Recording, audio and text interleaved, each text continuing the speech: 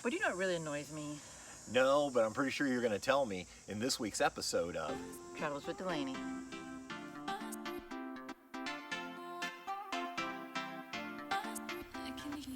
Welcome back, everybody. Before we get started, if you haven't subscribed to our channel, please take time to go ahead and subscribe and hit the little bell button so you get notified each time we post a new video. Also, if you want to stay up with us in real time, check us out over on Facebook, Instagram, and Twitter under Travels with Delaney. And if you're enjoying the content of our channel, you can support us for free each time you make a purchase on Amazon. Just start by visiting our shop at amazon.com/shop/Travels with Delaney. All right, on to this week's episode. So, Patty, you want to talk about things that annoy us when we camp. Yeah. Yes. So, you know, a lot of YouTube channels do the Campground Etiquette videos. We thought we'd take a different spin and talk about the 5 things that really can annoy your neighbors in the campground. So let's go ahead and start with which one you want to start with. My biggest pet peeve is people walking through the campsites. Absolutely. I don't know how we learned to not do that, but there are people, and young people, old people, doesn't matter, they just walk right through, and so it's like, where did we learn that? So I think in a campground, I know we've learned it somewhere that you just don't do that. It's like walking through someone's property. I mean, really, when you think about it, you rent a campsite, it's kind of like leasing real estate for a day or a couple days or a week. And, you know, typically we don't see our neighbors walking through our yard, but yet at a campground, people seem to have no issues cutting right through what little space we have. And so, you know, sometimes if you get those sites that are near like the restrooms or the lake, like or the lake in Colorado, and people just, as opposed to walking down the road and taking the sidewalks, or the path that goes to the lake, they went right through the site. Right through the site. And so I remember in Colorado, we were sitting out eating dinner, and literally people on jet skis were pulling up to our site, and docking their jet skis and walking through and saying, "Hi, hi, what you doing?" And you know, I just find it a little rude. So I think that is a good rule: is always respect everyone's site and don't walk through somebody else's site unless you have permission. Sure. Yeah, and, definitely. You know, it's one of those real basic kind of things. Yeah, just common courtesies. And so I would agree with you. That's probably the number one thing that I get annoyed with is it's like we don't have a lot of space anyway. Right. And it's like I like what little privacy we do have when we're in the campground. And so when you see, you know, kids or even grown adults walking through your site, it can be a little bit annoying. It can be. Yep. All right, what's number 2 on our list? Well, when you arrive late or early, the noise, the lights. Well, be respectful. So if you have to, and we've done this before, we've either had to get up really early and leave the campsite. And if that's the case, one of the things I always try to do is I try to hitch up the night before. I want to reduce the amount of noise the next morning when we get ready to pull out. And so anything I can do the night before, I do that. And then if you do have to come in late, and we've had that situation before, then, you know, we try to do things like be as quiet as possible when we're setting up. And sometimes we don't even set up. We just, it's almost like what I call the Walmart hookup, where we just leave everything attached, because at that point, if it's that late, we just want to go in and sleep. Exactly. And then we can do the hookups the next morning. Right. And if you do have to hook up, I mean, I do things like I shut my lights off as I'm backing in. I leave just enough lights, because you never know when somebody across the way might be in the tent sound asleep, and your bright lights are going to, and your noise can wake them up. Absolutely. So I would agree, you know, those early early departures and late arrivals, just be respectful of everyone else in the campground. It's not that you can't leave early or depart late. Is that right? I think I got it backwards. You know what I'm saying. Yeah. But it's just, again, common courtesy, be respectful to everyone around you. Right, exactly. Exactly. This one kind of goes with the first one. Number 3? Yeah. Number 3. What's number 3?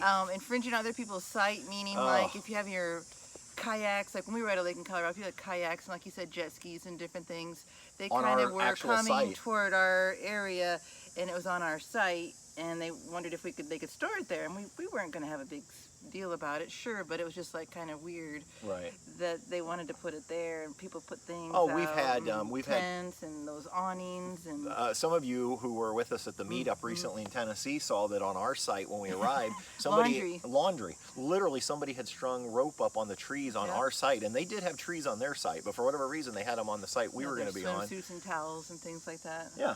Which I get you want to dry them, but find a place on your site. Put them on your site. Yeah. You know, we've had people parked on our site before. Yeah. Okay, just because a site's empty doesn't mean it's going to be empty the whole time you're there, so you shouldn't be parking on empty sites just because it's empty, because you just never know when somebody's going to arrive. Well, last summer we had at our campsite a really cool big decorative rock, and you backed up toward that decorative rock. And I look back and I go, Patrick, be careful. There's a gentleman sitting on the rock. Literally on our site. He was sitting on this rock on our site, right beside of our trailer. And then when we got out of the car, he didn't even say anything. No. He just gets up and walks away. I mean, you would think if you saw a car backing up, you'd like, oh my gosh, I got to get out of the way, or you'd see you coming. No, he just sat there the whole time. Yep.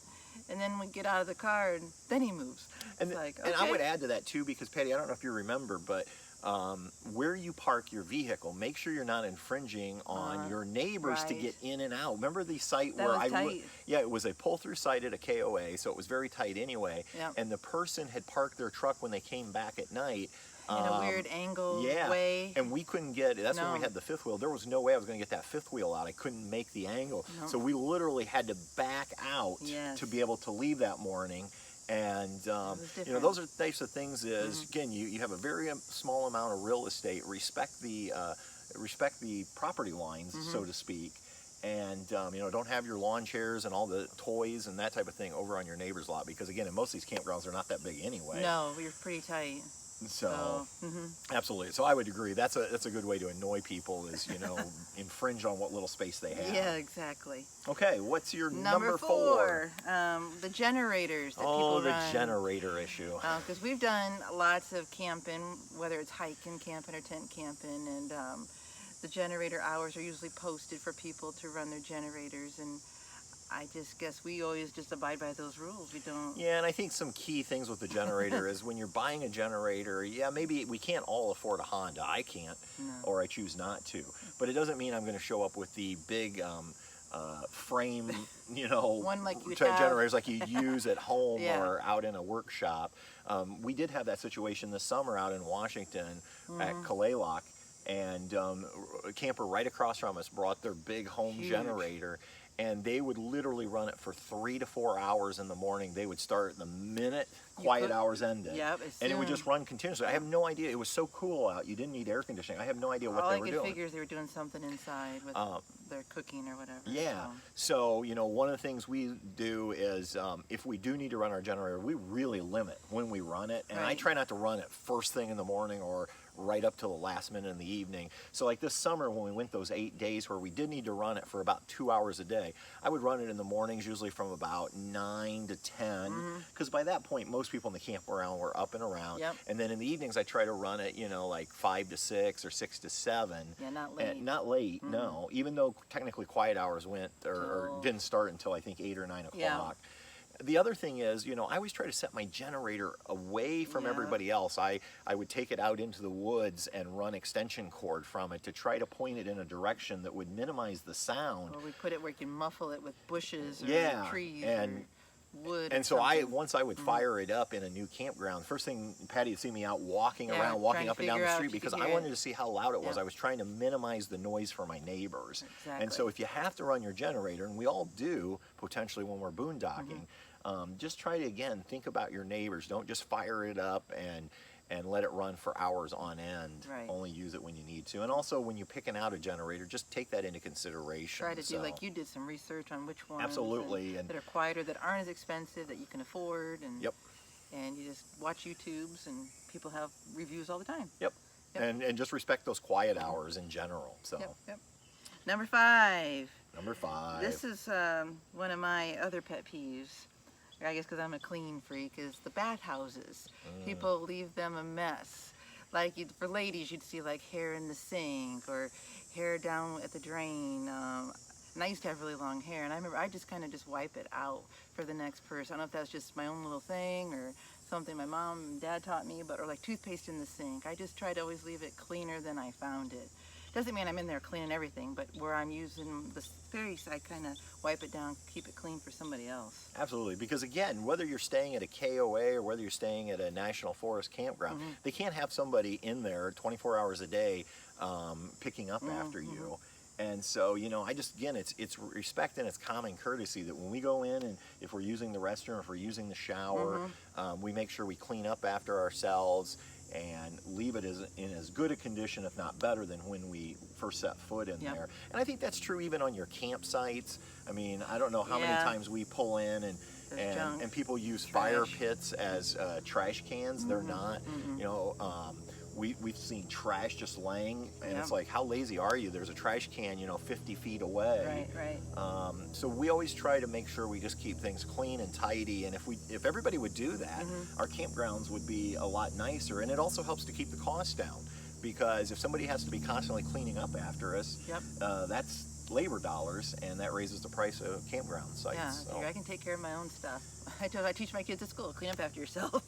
Don't let someone else do it. So those are five things that really annoy us in campgrounds, and I know it can annoy others, campers as well. Now, I'm sure this list could grow. I've seen YouTube videos where they list their top 10 or top 15 campground etiquette rules.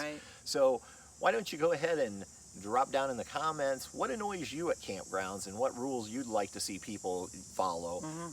And again, it's not so much about writing rules, it's those unwritten rules of common courtesy and respect for your fellow camper.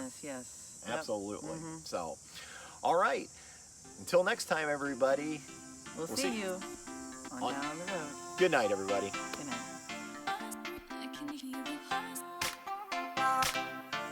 Patrick, you know what really annoys me?